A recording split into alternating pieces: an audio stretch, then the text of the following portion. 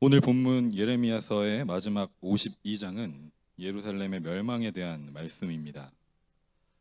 사실 이 52장에 기록된 말씀은 예레미야 39장에도 기록이 되어 있고요. 그리고 열왕기하 25장에도 기록이 되어 있습니다. 제가 이 반복되는 말씀들을 계속해서 읽고 보면서 제가 가족 얘기를 사실 설교할 때 잘 안 하는데 제 아내가 좀 떠올랐어요. 제 아내는 어떤 이야기를 할 때 자세하게 길게 얘기하는 걸 좋아합니다. 그래서 그 이야기를 처음 들을 때 이제 시작됐구나. 잘 또 끝까지 들어야 되는구나. 그렇게 듣습니다. 그런데 이제 더 좀 어려울 때는 어떨 때냐면 이미 들었던 이야기인데 그 이야기를 다시 처음 하는 것처럼 처음부터 자세하게 해줄 때 그때도 물론 잘 들어줘야 되는구나 라고 생각하지만 힘들 때가 있습니다. 여기 우리 남편 되시는 성도님들께서는 다 잘 들어주시리라 생각을 합니다. 그런데 저희가 이 성경을 읽을 때에도 비슷한 어려움이 있을 때가 있죠. 같은 이야기, 다 아는 이야기 같은데 반복해서 자세하게 하나님께서 말씀하실 때가 있습니다. 그런데 특별히 우리가 구약 성경을 읽을 때에는 이 방법이 하나님께서 우리에게 이 부분은 정말 중요한 내용이야. 꼭 기억해야 돼. 다시 얘기해 줄게. 그런 말씀으로 들으면 된다는 것이죠. 우리가 삶의 관계를 맺는 것과 크게 다르지 않습니다. 오늘 이 본문에서도 가장 긴 분량의 내용을 차지하는 부분이 성전 파괴에 대한 내용입니다. 그 성전 파괴에 대한 내용 가운데에서도 많은 비중을 차지하고 있는 내용이 그 성전에 있었던 두 기둥에 대한 이야기입니다. 그렇다면 이 두 기둥이 뭔가 중요하다라는 얘기겠죠. 오늘 이 52장의 말씀에서. 그런데 그 두 기둥이 성전과 함께 철저하게 파괴되는 장면이 오늘 이 52장에 기록되어 있습니다.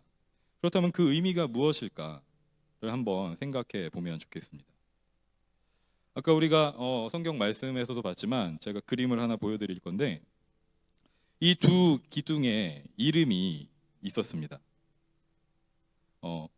열왕기상 이제 7장에서 성전을 건축하는 그 장면에서 그 이름이 소개되고 있는데 하나의 이름은 야긴이고요. 또 하나의 이름은 보아스입니다. 야긴은 그가 세우신다라는 뜻이고 보아스는 그에게 힘이 있다라는 뜻입니다.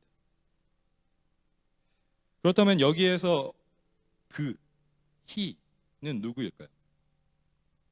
네, 다음 넘겨주시면 처음 고백은 당연히 여호와 하나님이었겠죠. 여호와 하나님이 세우신다.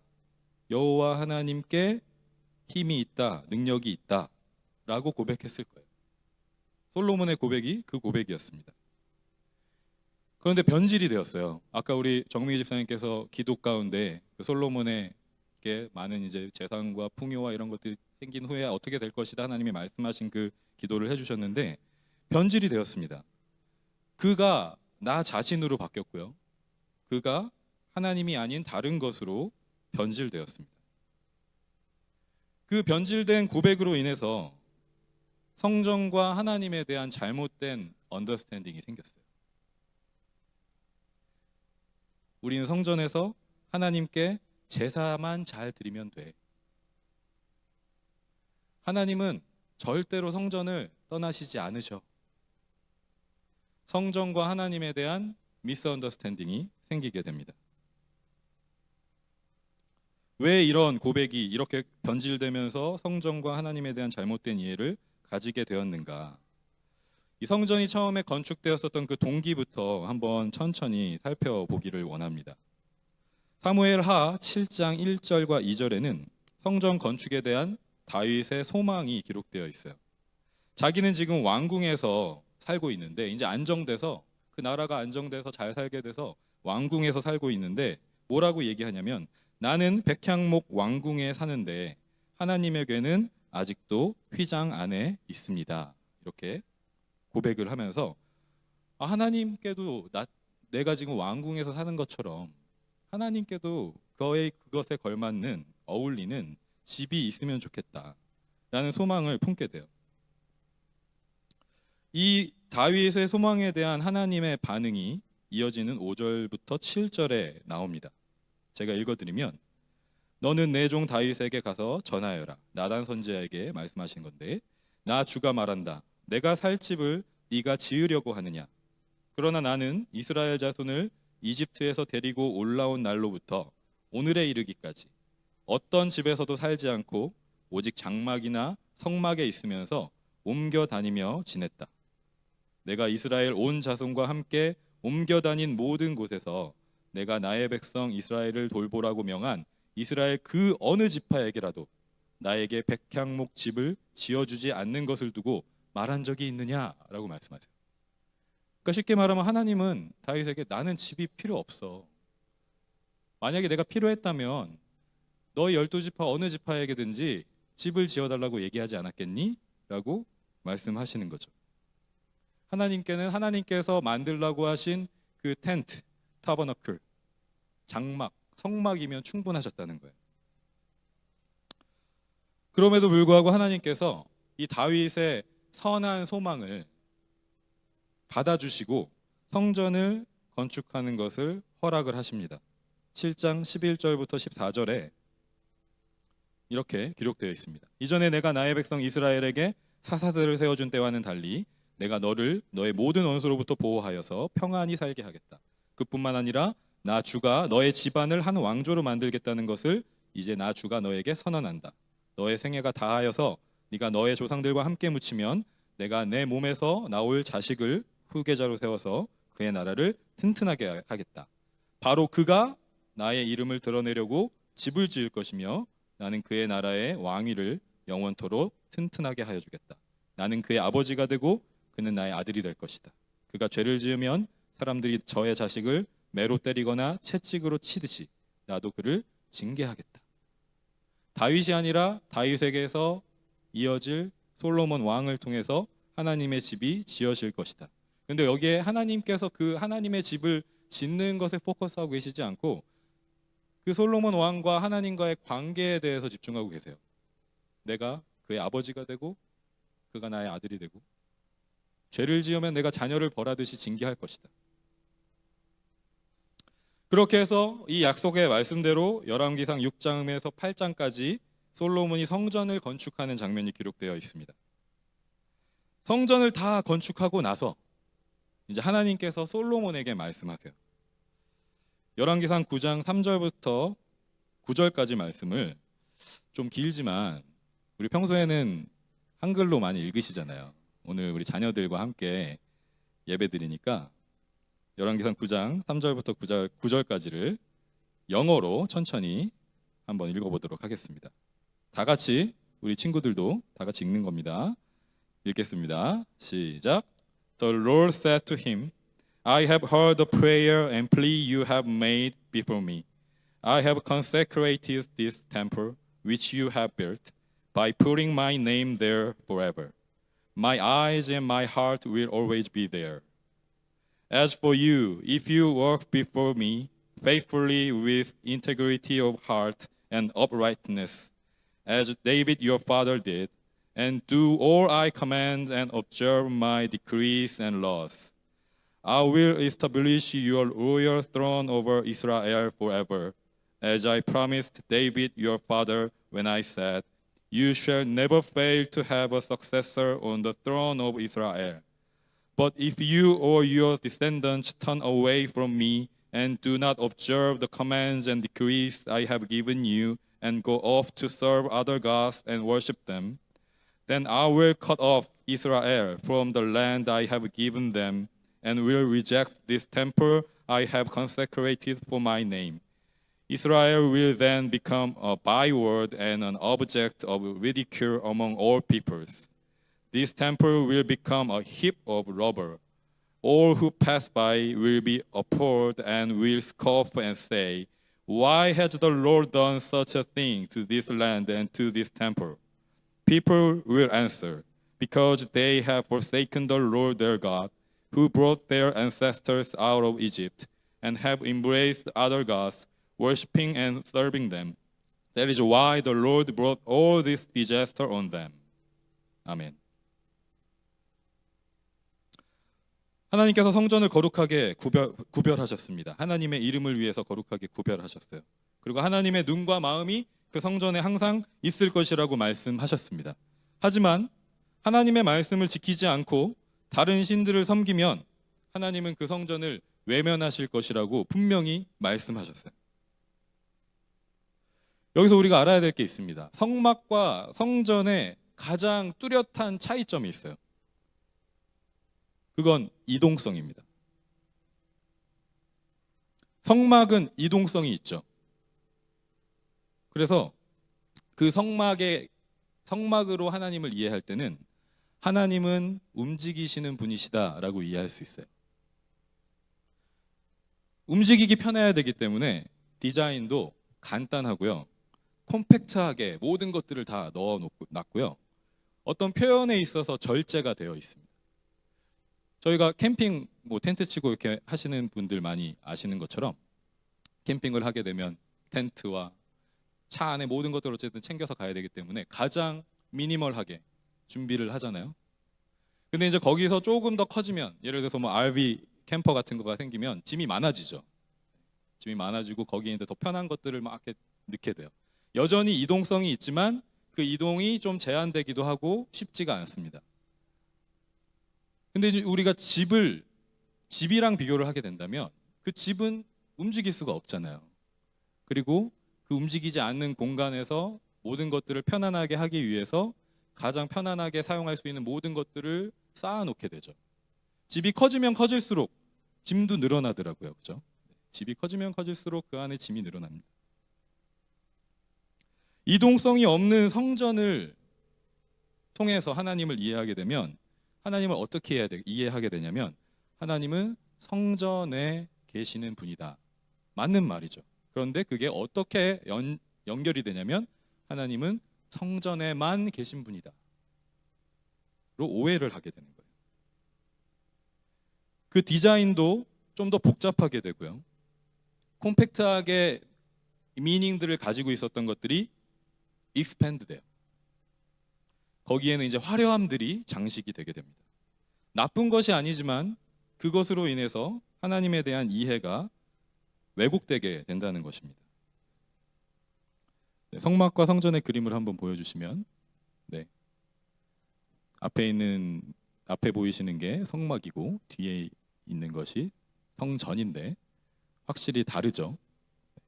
만든 재료도 다르고요.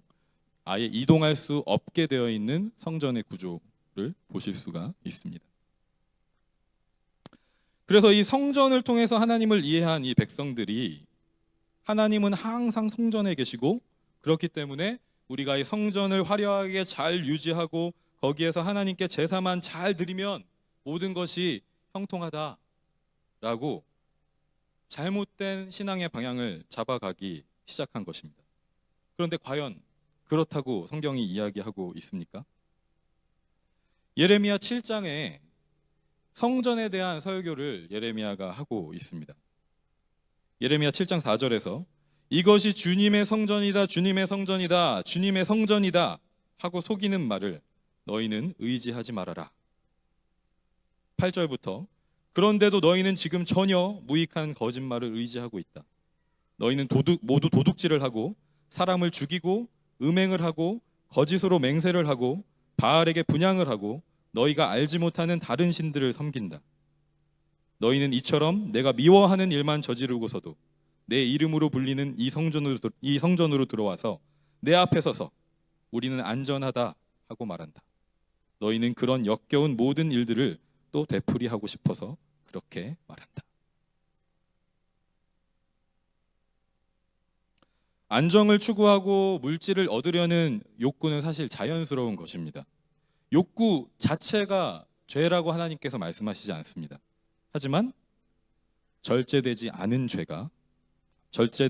욕구가 죄가 되는 것이죠. 절제하지 못하게 하는 유혹, 이 유혹은 사실 매우 실제적이고요. 매우 이기기 힘든 유혹입니다. 이스라엘과 유다가 다른 신들을 섬기고 우상 숭배를 한 이유는 우리 모두가 잘 알고 있어요. 너무 간단합니다. 더 잘 먹고 더 잘 살고 싶어서였어요.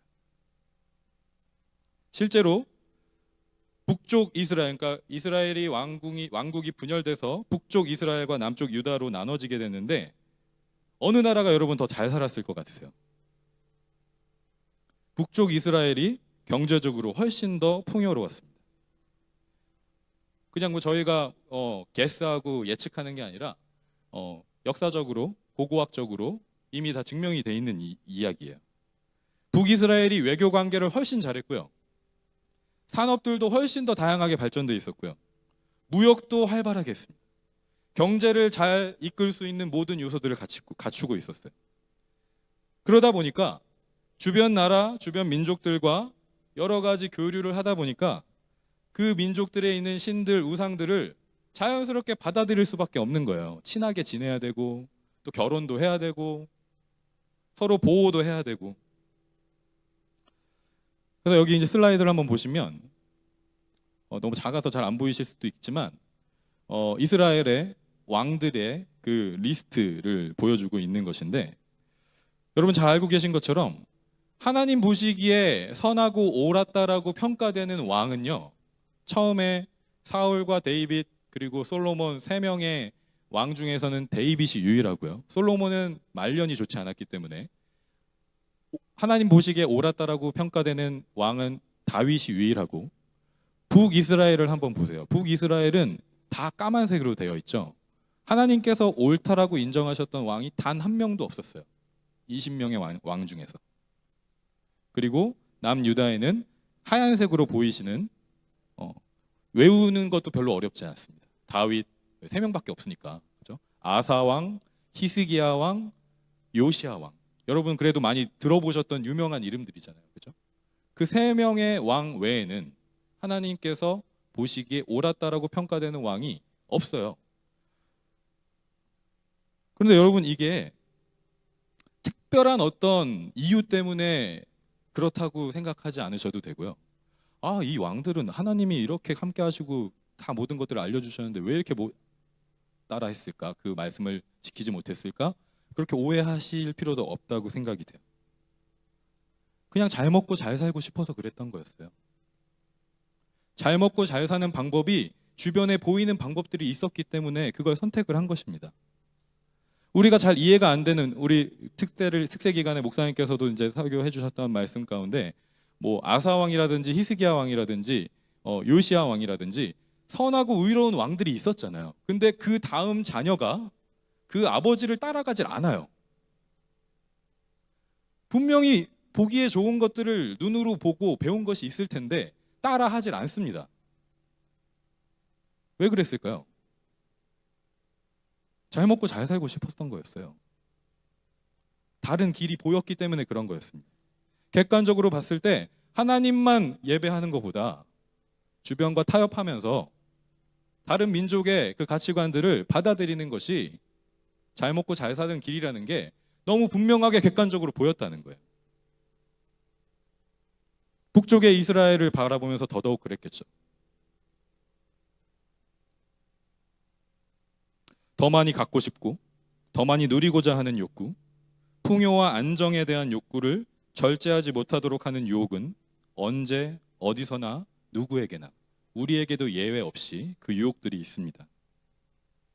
그 유혹 때문에 그가 세우신다, 하나님께서 세우신다 라는 고백이 내가 세운다 아니면 다른 무언가가 세운다 라는 고백으로 변하게 됩니다. 그에게 힘이 있다, 하나님께 힘이 있다 라고 고백했었던 고백이 나에게 힘이 있고 하나님이 아닌 다른 무언가에 힘이 있다 라는 고백으로 바뀌게 된다는 것입니다. 그런데 이렇게 변질돼서 우리의 인생을 지탱하고 있는 기둥은 철저하게 파괴됩니다. 하나님께서 멸망시키세요. 처음에 동기가 아무리 선하고 거룩하고 하나님께서 그걸 인정하고 구별하셨을지라도 하나님에서 나로, 하나님에서 다른 신이나 다른 우상으로 그 주어가 바뀌어버린 기둥, 약인이라는 기둥을 하나님께서 파괴하신다는 거예요. 파괴하신 후에 하나님께서 우리에게 알려주고 싶으시고 또 하나님께서 행하시고자 하시는 일은 무엇인가? 오늘 에레미야서 52장 마지막 장면을 통해서 우리가 그것을 알 수가 있습니다. 이 마지막 장면은 여호야긴 왕의 석방의 장면이에요. 야긴과 여호야긴, 그리고 뭔가 릴레이션십이 있는 것 같으시죠? 네, 그렇게 느껴지시죠? 52장에는 사실 야긴이란 기둥의 이름은 안 나오지만 이스라엘 백성들은 다 알았어요.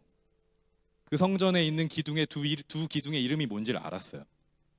야긴과 보아스라는 그 웅장하고 너무 자랑스러운 그 기둥, 성전을 떠받치고 있는 그 기둥이 우리의 미신앙의 고백이라는 걸 알았어요. 그런데 이 52장에 그 야긴이란 기둥이 철저하게 무너지는 걸 봤습니다. 그런데 마지막 장면에서 여호야긴이 사실상 이스라엘의 마지막 왕이었던 시드기야는 먼저 죽었기 때문에 마지막까지 살아남았었던 여호야긴이라는 왕, 그 왕이 석방된 거예요. 감옥에서 풀려난 것입니다. 남유다의 19번째 왕이었고요. 통치한 지 3개월 만에 바벨론으로 포로로 끌려갔습니다. 그리고 감옥에 갇혔어요. 그런데 37년이 지난 후에 감옥에서 풀려난 것입니다. 성전의 기둥 야긴은 파괴되었지만 여호야긴은 감옥에서 풀려난 거예요. 여호야긴이라는 이름은 여호와께서 세우신다라는 뜻입니다. 그가 세우신다에서 내가 세운다, 다른 무언가가 세운다라고 변질되었었던 그 기둥 야긴은 파괴되었지만 하나님께서 새로운 소망의 기둥을 여호야긴을 주신 거예요. 그럼 하나님은 이 여호야긴을, 그 기둥을 어떻게 세우실까? 여호야긴 왕의 이름은 사실 여호야긴이라는 이름도 있지만 여고냐라는 이름으로도 성경에 기록되어 있어요. 그리고 이 이름이 마태복음 1장에 다시 등장합니다. 같이 한번 읽어보도록 하겠습니다. 마태복음 1장 12절과 16절 말씀을 이번에도 영어로 우리 자녀들과 함께 같이 읽겠습니다. 영어 이름들이 있지만 여러분 너무 신경 쓰지 마시고 그냥 한글처럼 읽으셔도 됩니다. 네. 사실 한국말이 히브리어에서 가깝다고 하여. 네. 자, 12절과 16절을 같이 읽겠습니다. After the exile to Babylon, Jeconiah was the father of Shealtiel, Shealtiel the father of Zerubbabel, and Jacob the father of Joseph, and the husband of Mary, and Mary was the mother of Jesus, who is called the Messiah. 아멘. 예레미야 52장의 마지막에서 하나님께서 세우신 새로운 소망의 기둥은 예수 그리스도를 통해서 완전하게 세워졌습니다. 예수 그리스도께서 우리의 삶을 지탱하는 기둥이 되셨습니다. 예수 그리스도께서 자신의 삶과 죽음과 부활로 모든 죄와 죽음의 권세를 이기셨습니다. 그래서 우리도 예수 그리스도의 삶과 죽음과 부활을 믿음으로써 우리와 함께 계시는 성령으로 말미암아 죄의 유혹, 절제되지 않았던 욕구, 물질과 안정에 대한 욕심을 이길 수 있게 되었어요. 이 세상에서 썩어 없어질 유한한 것들에 소망을 두지 않고 영원한 생명을 소망하고 누릴 수 있는 하나님의 백성이 된 것입니다. 우리 모두가 이런 가장 복된 삶을 살기를 축복하고 소망합니다. 특별히 우리 자녀들이 그러한 삶을 함께 살아갈 수 있기를 소망해요. 우리의 삶이 하나님과 동행하는 그 살아있는 신앙생활의 무대가 되기를 소망합니다. 하나님은 성전에만 계신다는 잘못되고 변질된 그 고백과 이해에서 벗어나서 하나님이 계신 곳, 하나님이 우리와 움직이시면서 함께 동행하시는 그 모든 곳, 우리의 삶 자체가 성전이라는 것을 나타내고 살아낼 수 있기를 간절히 소망합니다. 그렇게 하기 위해서 저와 여러분의 삶에 파괴되어야 할 야긴이라는 기둥이 있다면 혹시 무엇일까요? 각자가 한번 생각해 보시면 좋겠어요. 돈이나 쾌락이나 권력으로 대표되는 많은 이 세상의 가치들 중에서 비슷한 또 다른 양상으로 우리에게 나타나는 그런 가치들 중에서 나에게 절제되지 않는 욕구, 이기기 힘든 유혹들이 무엇인지 한번 생각해 보시면 좋겠습니다. 그것을 철저하게 하나님께 고백하고 하나님께서 그 기둥을 파괴시켜 주시길 기도하기를 소망합니다. 파괴돼야 돼요. 하나님께서 사랑하시는 자를 그냥 내버려 두지 않으십니다. 하나님의 영원한 생명으로 이끌어 가시기 위해서 반드시 파괴하실 거예요. 우리의 삶과 우리 자녀들의 삶에 하나님과의 관계를 방해하는 기둥이 있다면 철저하게 무너지는 은혜가 우리에게 있기를 소망합니다. 그 후에 새로운 기둥, 여호야긴이 세워지기를 소망합니다. 우리의 삶과 우리 자녀들의 삶을 하나님의 백성의 삶으로 온전하게 인도하시고 이끄시는 그런 믿음의 실천들이 무엇이 있을까? 예수 그리스도의 삶과 죽음과 부활을 나타내는 그런 실천들을 세워갈 수 있는 우리들이 되기를 간절히 소망합니다. 사실 제가 주일에 이제 말씀을 전하는 것이 일단은 지금까지는 픽스되어 있는 날짜가 오늘이에요. 8월 마지막 주입니다. 네. 보통은 그래 왔습니다. 네. 작년에도 이제 말씀을 이 자리에서 전했었고, 오늘도 이제 예레미야 52장의 말씀을 전하게 되면서 예레미야 52장에 하나님이 뭐라고 말씀하실까 기대하는 마음으로 말씀을 묵상을 하고 준비를 했는데, 공교롭게도 저희가 이제 작년에 중고등부 여름수련회를 갔을 때에 그 주제하고 거의 일치한다는 걸 알았어요. 깨닫게 됐습니다. 작년에 저희 수련회를 보시면 작년이 Rebuilding the Temple이었어요. 그래서 예수님의 말씀이시죠. Destroy this temple. 이 성전을 허물어라. 파괴해라. 그러면 내가 3일 만에 다시 세우겠다. 이 성전은 건물의 성전이 아니라고 했잖아요. 그렇죠? 건물로서의 성전이 아닌데 성전에 대한 잘못된 생각들, 성전을 잘못 이해하는 것들, 하나님에 대해서 자기의 욕심으로 하나님을 정의하고 이해하는 그런 믿음들, 신앙들 무너뜨려라. 파괴해라. 내가 3일 만에 다시 세우겠다. 그 성전은 예수 그리스도, 성전 자체이신 예수 그리스도, 그리고 그 성전의 몸의 지체인 우리 한 사람 한 사람, 우리 한 사람 한 사람 교회 되신 여러분들,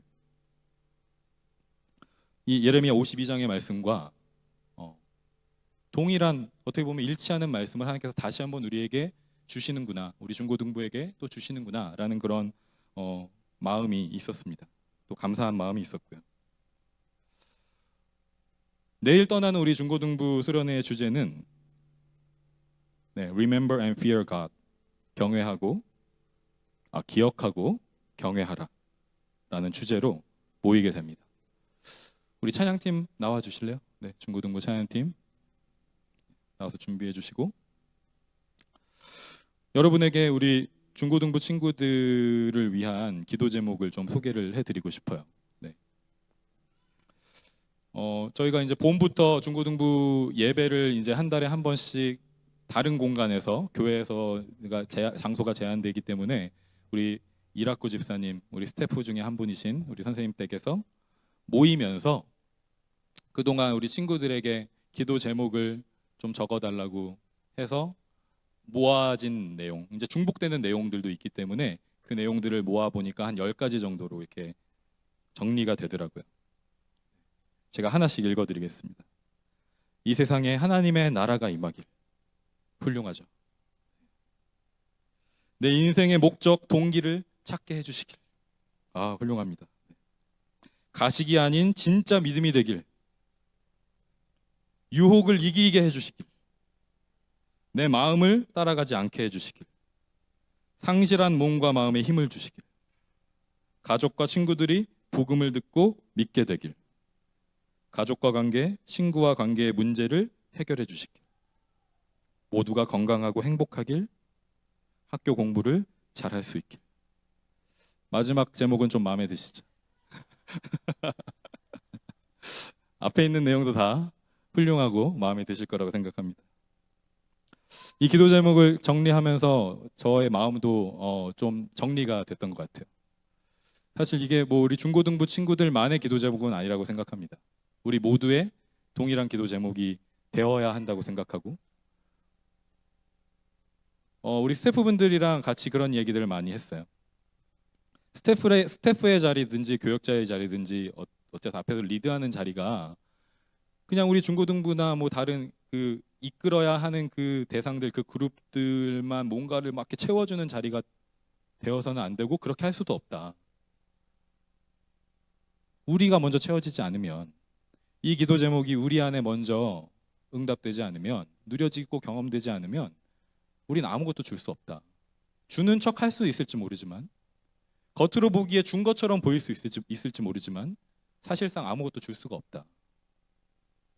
그런데 우리가 이게 누려지고 경험되면 주고 싶지 않아도 흘러갈 수밖에 없다. 이 10가지 기도 제목을 여러분 기억하시면서 우리 중고등부 수련회를 위해서 기도해 주시기를 부탁드리고요. 또 우리 전체 우리 온교회 공동체 서로를 위해서도 기도해 주시기를, 서로가 서로를 위해서 야긴이 무너지고 여호야긴이 세워지기를, 나에게 내가 세운다, 나에게 힘이 있다가 아니라 여호와 하나님께서 세우신다, 여호와 하나님께서 능력을 주신다. 그 고백이 우리 삶 가운데 세워지기를, 서로를 위해 기도하고 회복되어지는 우리 공동체와 또 가정과 우리 모두의 삶이 되기를 주님의 이름으로 간절히 축복합니다.